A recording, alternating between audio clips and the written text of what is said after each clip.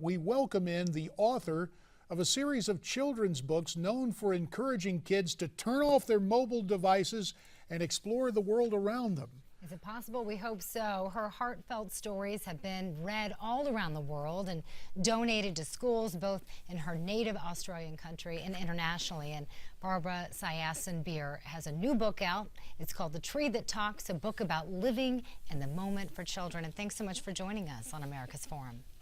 Oh, it's great to be here. Thanks for interviewing me. Thank you.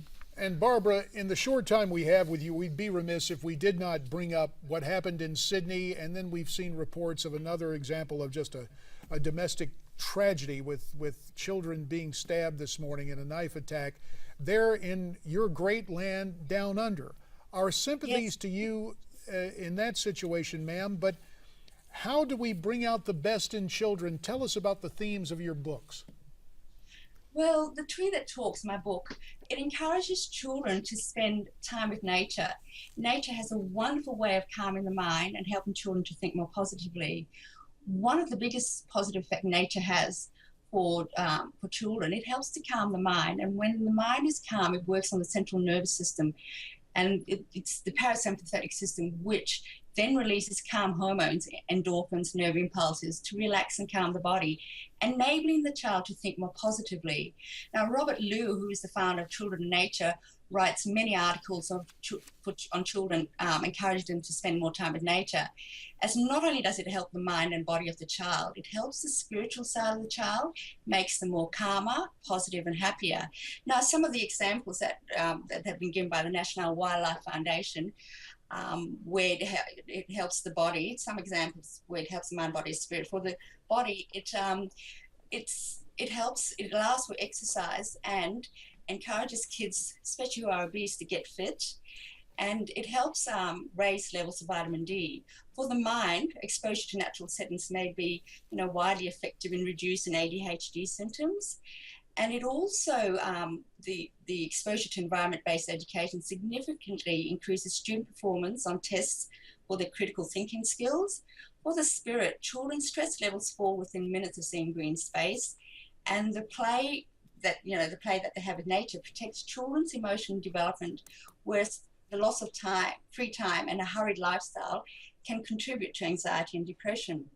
So nature is a big thing for allowing children to relax, unwind, and be calm. And it really helps them in a lot of ways in their school life, in their home life, and making friends especially. Well, you have quite a task ahead of you, because I know children more and more these days are just completely connected to their mobile and electronic devices. Tell us a little bit about your book and how you hope to pull them away from them. Got about a minute, Barbara.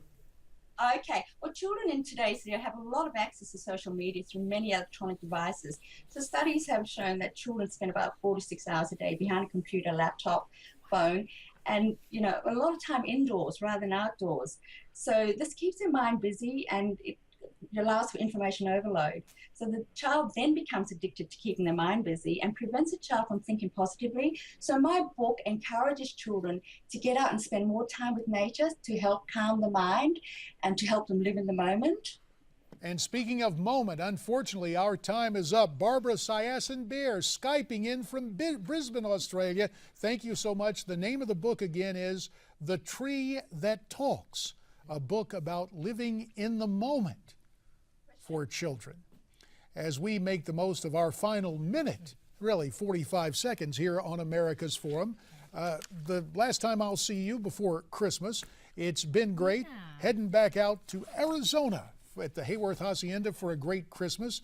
Hope you guys have a marvelous Christmas. Merry Christmas to you, Miranda. Merry Christmas to you as well. And to those who surround us who you don't see on camera but do such a great job here at Newsmax TV, we offer our greetings and felicitations as well. They're doing the happy dance right now. Now, you ought to be happy, because coming up next, Ed Berliner on Midpoint at noon Eastern, followed by Steve Malzberg with the Steve Malzberg Show at 3.